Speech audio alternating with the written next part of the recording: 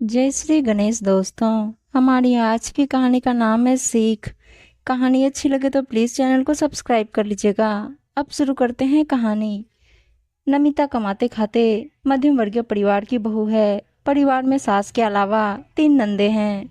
मनीष घर का इकलौता बेटा है। ससुर जी का कोरोना जैसी महामारी में देहांत हो चुका था।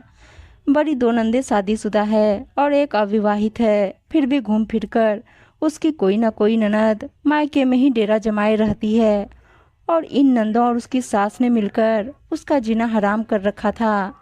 काम काज से इन माँ बेटियों को कोई मतलब न था। सारा दिन बैठकर टीवी सीरियल देखना और इधर उधर की चर्चाएं करना और उसके खिलाफ सास के कान भरना, यही काम था। घर के खर्चे में हाथ बटाने के लिए नमिता भी एक इंश्योरेंस कंपनी में काम करती है। नमिता को आज ज़्यादा काम के सिलसिले में ऑफिस देर से रुकना पड़ा। क्या करे वह। आज नमिता मीटिंग छोड़ भी तो नहीं सकती थी। कर्मचारी होने के नाते उसका दायित्व कुछ अधिक था। घर पहुंचते पहुंचते उसे शाम के 7 बज गए। वह घर में जैसे ही घुसी तो देखा कि वहां सास और नंदों की पंचायत चालू थी। मन ही मन उसने सोचा कि करने कराने के लिए इनके पास कोई काम तो है नहीं, बस दूसरों के घर के चर्चे करना, उसमें आनंद उठाना ही इनकी दिनचर्या रह गई है। काम करने और कमाने के लिए मुफ्त की नौकरानी मैं हूं ही, फिर चिंता किस लिए। उसने कमरे में जाकर कपड़े बदले और फिर बाहर आकर वॉश बेसिन में मुंह धोया और तौलिए से पोंछने के बाद किचन में जाकर गैस पर चाय का पानी चढ़ा दिया। घड़ी देखी तो शाम के 7 बज चुके थे। उसने सोचा कि पति अब आते ही होंगे और चाय के साथ आलू टिक्की तलने में लग गई। उसने चाय उबालकर चाय उतार ली और केतली में चाय और ट्रे में कप लेकर खाने की मेज पर पहुंच गई। वह चाय उड़ेलकर कपों में डाल ही रही थी कि मनीष आ गए। इतने में उसकी सबसे छोटी ननद रिया चापलूसी के अंदाज में बोली, भैया देखिए, मैंने आपके लिए यह अपने हाथों से तले हैं। नमिता मन ही मन कुड़कर रह गई। कारण था कि उसकी सास सामने ही बैठकर उसे तीखी नजरों से घूर रही थी। अपनी बहन की बात सुनकर मनीष पत्नी की ओर देखकर हंसते हुए बोले, देखो मेरी बहनें मेरे खाने पीने और रुचि का कितना ध्यान रखती है। यह सुनकर नमिता के तन बदन में आग लग गई, किंतु वह घर का माहौल नहीं बिगाड़ना चाहती थी, इसलिए उसने कुछ भी नहीं बोला। मनीष अपनी माँ और बहनों को काफी चाहते थे। नमिता के प्रति उनका बर्ताव बुरा ना था, फिर भी वह माँ और बहन के खिलाफ एक भी शब्द सुना पसंद ही ना करते थे। इसका कारण कुछ भी हो, मगर नमिता को पति की यही एक कमजोरी सबसे खराब लगती थी। भैया शाम को खाने में क्या बना लूं? छोटी ननद रिया बोली, ऐसा करो कि रोटी और मशरूम की सब्जी बना लो। मनीष ने उत्तर दिया। नमिता मन ही मन बना गई कि पूछ तो ऐसे रही है मानो अभी 10 मिनट में सारा काम निपटा देंगी ये माँ बेटी। हकीकत यह है कि इन सबको करना कराना कुछ भी नहीं है। बस भैया की चापलूसी को कह दें या भाभी की चुगली से माँ का कान भरती रहेंगी ये बहनें। मनीष अपनी माँ की ओर इतना ध्यान देते हैं कि उनकी कहीं कुछ भी बुराई उन सबके व्यवहार में नजर नहीं आती। सच यह था, नमिता को इन सब के बीच में गेहूं की घुन की तरह पिसना पड़ रहा था। अपने भविष्य और बाल बच्चों के भविष्य के लिए उसे नौकरी भी करनी ही पड़ती है। सिर्फ पति की कमाई से मुश्किल से घर का खर्च चल सकता है। सुरसा जैसी इस महंगाई में कितनी भी कमाई हो पूरी नहीं पड़ती। उसकी कमाई की वजह से ही सही घर का स्तर थोड़ा ठीक ठाक दिखता है। वह तो कहो कैसे भी ससुर जी अपनी जिंदगी में मकान बना गए, मगर उसका भी तो मौका पड़ने पर उसकी सास ताना मार देती है। अगर वह इन सब की बातों पर जाए तो इस घर में एक दिन भी रहना असंभव हो जाए। चाय पीकर नमिता ने कप प्लेट ट्रे आदि समेटकर उठा लिया और चौकी में आकर उसे धोकर साफ करने लगी। मगर उसकी दोनों नंदों में से किसी से भी यह ना हुआ कि आखिर भाभी थकी हारी ऑफिस से आती हैं, उसका थोड़ा सा हाथ बटा दे। ऊपर से हर काम को लेकर और ताने मारना तो इनकी आदत में शामिल है। उसकी दोनों विवाहित नंदों में कोई ना कोई किसी न किसी बहाने डेरा जमाए ही रहती है और माँ का तो अपनी बेटियों से इतना लगाव है कि बस चले तो दोनों दामादों को घर जमाई बना ले। ऊपर से इन सब की विदाई पर आने वाला खर्च कुछ कम ना था। पिछली बार नमिता ने थोड़ा सा प्रतिवाद किया था कि माँ जी को दीदी लोगों को जल्दी जल्दी बुलाने की क्या जरूरत है। बस इसी बात पर कोहराम मच गया। माँ जी ने पूरा घर सिर पर उठा लिया। मैं कौन सा तुम्हारी कमाई पर डाका डाल रही हूँ? क्या मेरा अपने बेटे की कमाई पर इतना भी अधिकार नहीं है? तुम कौन होती हो मुझे रोकने टोकने वाली? फिर तो घर का माहौल 3 दिन तक बेहद तनावपूर्ण रहा। ऐसे मौके पर पति का एकदम कायरों की भांति चुप्पी साध लेना नमिता को काफी नागवार गुजरता। मनीष माँ के आज्ञाकारी पुत्र बने रहते और वह उनकी कमाई को आराम से लुटाती रहती।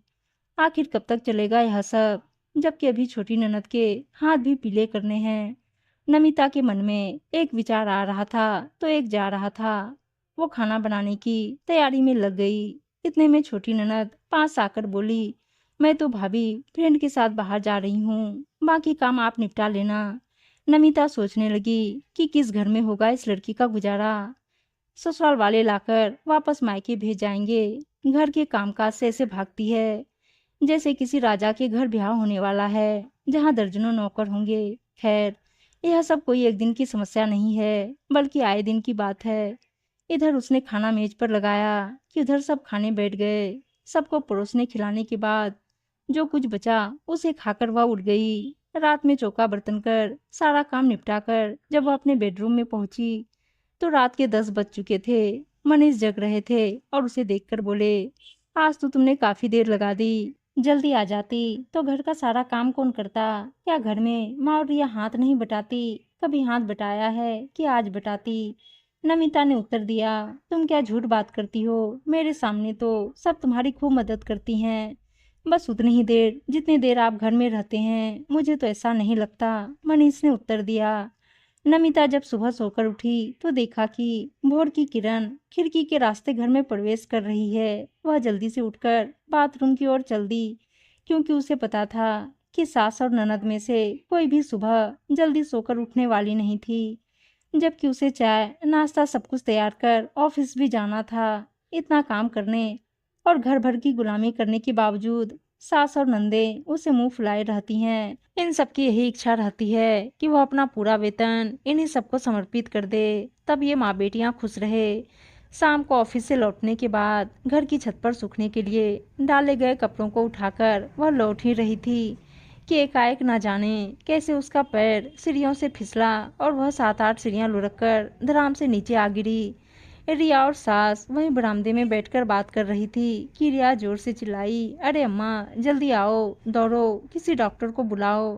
भाभी छत से गिर गई हैं, उनका सिर भी फट गया है, जल्दी करो, वरना हम भैया को मुंह दिखाने के काबिल भी न रहेंगे। पूरे घर और पड़ोस में कोहराम मच गया। मोहल्ले के किसी व्यक्ति ने मनीष को दफ्तर फोन करके जानकारी दी। वह भी घबराए हुए अस्पताल पहुंचे। डॉक्टर ने तुरंत नमिता को आपातकालीन वार्ड में भिजवाया और उसका इलाज शुरू हो गया। सिर में अधिक चोटें आने से 4-5 टाके भी लगाने पड़े। कुछ देर बाद डॉक्टर ने मनीष को बताया कि दाहिना पैर पर प्लास्टर चढ़ाना होगा। रात गए। 5-6 घंटे बीतने के बाद नमिता को होश आया। 3 दिन पश्चात डॉक्टर ने नमिता को अस्पताल से छुट्टी दे दी। अब नमिता को कम से कम 3 माह पूरा बेड रेस्ट करना होगा। इधर बहू के 3 माह तक लगातार बेड रेस्ट करने की बात सुनकर उसकी सास छोटी बेटी से बोली, बेटी अब क्या और कैसे होगा? मैं कुछ करना भी चाहती थी तो मुझे मना कर देती थी। अब तो सारी आफत सिर पर आ ही गई ना। दूसरे दिन सुबह मनीष को ऑफिस जाना था। माँ ने दाल चावल बनाकर रख दिए थे। बेटे को यह सब पसंद न था। उसका मन सब्जी रोटी के बिना भरता ही न था। खैर मनीष ने थोड़ा सा खाना खाकर ऑफिस निकल गया। पिछले 15 दिनों से मनीष देख रहा था कि घर की सारी व्यवस्था पूरी तरह से चरमरा गई है। कोई भी काम अपने समय से पूरा नहीं होता। न ढंग का नाश्ता, न ढंग का खाना बनता। पूरे घर में गंदे बर्तन और कपड़े इधर उधर पड़े रहते थे। घर में कई जगह धूल जम गई थी और तो और ऐसा लगता था कि पूरा घर जैसे कूड़े के ढेर में बदल गया हो। जबकि यह सब और सारे काम नमिता बिजली की फुर्ती के साथ कर दिया करती थी। आखिर एक दिन बेटे ने बनाकर माँ से कह ही दिया। छोटी बहन भी वहीं खड़ी थी। माँ, इन दिनों आखिर इस घर को क्या हो गया है? कोई भी काम समय पर नहीं होता। आखिर पहले कौन करता था सारा काम? कैसे समय पर नाश्ता, खाना, कपड़े लत्ते धुलना, सफाई पोछा और घर का हर सामान अपनी जगह पर तरीके से सजा हुआ मिलता था। जबकि आज देखो तो पूरा घर अस्त व्यस्त दिखता है। न कहीं झाड़ू, न कहीं पोछा, हर सामान अपनी जगह से गायब। इधर उधर धूल की परतें, गंदे कपड़े और गंदे बर्तनों में भिनभिनाती मक्खियां। आखिर ये घर है भैया। आखिर हम लोग कोशिश तो पूरी करते हैं, फिर भी थोड़ी कमी तो रह ही जाती है ना। छोटी बहन ने उत्तर दिया। अब माँ और बेटी मनीष से कैसे कहती कि अभी तक तो वे बहू की छाती पर मूंग दल रही थी और एक काम नहीं करती थी। आखिर तो मनीष के सामने पोल पट्टी खुलनी ही थी। मनीष को अब सब समझ में आ गया कि नमिता हमेशा सही कहती थी। एक दिन माँ चौके में खाना बना रही थी, जबकि उस दिन उनकी तबीयत ठीक न थी। फिर भी छोटी बिटिया से यह न हुआ कि वह माँ की मदद करे। उन्होंने जब उसे थोड़ी मदद के लिए बुलाया तो बिटिया रानी टीवी पर आ रही पिक्चर का आनंद ले रही थी। उसने वहीं से जवाब दिया, क्या अम्मा, जरा से काम के लिए तुमने आसमान सिर पर उठा रखा है। अभी मैं पिक्चर छोड़कर नहीं आ सकती। काम के लिए अपना पिक्चर का मजा बेकार नहीं कर सकती। जरा सा काम क्या करना पड़ा कि मेरी नाक में दम करके रख दिया है अम्मा ने। बुदबुदाते हुए छोटी बेटी ने कहा। अपनी ही संतान का टके सा उत्तर सुनकर माँ का चेहरा उतर गया। उन्हें हल्की सी रुलाई आ गई। जरा से काम के लिए अपनी ही बेटी ने जवाब दे दिया। आखिर क्या फायदा इन औलादों से, वह बुदबुदाई। इसके बाद चौके में ही खड़ी खड़ी माँ सोचने लगी कि बहू ने आज तक किसी काम के लिए मना नहीं किया। हरदम माँ जी कहते उसकी जबान घिसती है। इन्हीं बेटियों के बहकावे में मैंने कभी भी उसके साथ अच्छा व्यवहार नहीं किया। मदद तो दूर, मैं उस पर छीटाकसी करने से भी नहीं चूकती। अब तो वह बेचारी बिस्तर पर पड़ी है, उसके साथ ज्यादती करना भी बहुत बड़ा गुनाह होगा। माँ के सोचने का क्रम चलता रहा कि आखिर बहू भी तो किसी की बेटी है। फिर उसने इस घर को सजाने संवारने के लिए क्या नहीं किया। बेटे के साथ कंधे मिलाकर इस घर की बेहतरी के लिए कमा कर भी लाती है। और एक यह छुटकी है जो न पढ़ती है न लिखती है, सारा दिन टीवी पर अनसन पिक्चरें देखती है। ऊपर से बहू के प्रति मेरे कान भी भरती रहती है। कल को जहाँ छुटकी की शादी हुई नहीं कि वह फुर से चिड़िया की तरह उड़कर ससुराल चल देगी। फिर कौन करेगा मेरी देखभाल। भगवान ना करे कि कहीं मेरे साथ कोई हादसा हो जाए तो सिवा बहू के कोई नहीं साथ देने वाला। बेटियां तो 2-4 दिन के लिए आकर खिसक लेंगी, काम तो आएगी बहू ही। फिर तो असली बेटी बहू ही हुई। मगर इस छुटकी को तो दूसरे के घर जाना है, कुछ तो गुण ढंग सीखना चाहिए। अब मुझे ही कुछ करना होगा। माँ खुद से वार्तालाप करते हुए कामकाज निपटाती जा रही थी। अब सास ने बहू की देखभाल कायदे से शुरू कर दी। समय पर दवा, चाय, फल जूस आदि और पास में बैठकर बातचीत करना। तीसरा महीना खत्म होते होते नमिता के पैर का प्लास्टर कट गया और स्वास्थ्य भी सुधर गया था। फिर भी अभी डॉक्टरों ने घर का कामकाज करने से मना कर रखा था। नमिता दूसरे दिन सुबह उठकर चाय बनाने को चली तो माँ ने उसका हाथ पकड़कर बैठा दिया और बेटी को आदेश देते हुए बोली, आज से घर का सारा काम तू संभालेगी और खाना पीना चाय नाश्ता भी। रिया बोली, पर अम्मा, मुझे तो कुछ आता ही नहीं, कैसे करूंगी मैं ये सारा काम। तुझे सब कुछ सीखना होगा। 4 दिन बाद तुझे पराए घर जाना है, माँ आदेश देते हुए बोली। रिया परेशान थी कि आखिर माँ को क्या हो गया है, क्यों वह एकाएक भाभी की तरफदारी करने लगी है। आज तक तो कभी भी मुझसे कुछ नहीं कहा। अगले दिन घर में शाम को खाने की मेज पर बड़ा खुशनुमा माहौल था। सब बैठे हुए थे और रिया सबको खाना परोसकर खिला रही थी।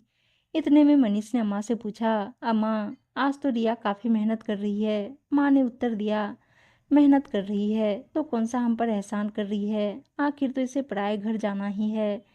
फिर बहू की टांग तो इसी के काम न करने से टूटी थी। माँ का उत्तर सुनकर मनीष और नमिता एक दूसरे की ओर देखकर अर्थपूर्ण ढंग से मुस्कुराए। फिर भी नमिता की समझ में न आ रहा था कि आखिर माँ जी की सोच और ननद में इतना बड़ा परिवर्तन कैसे आ गया। उधर माँ को बहू की दुर्बलता से एक सीख मिल गई थी।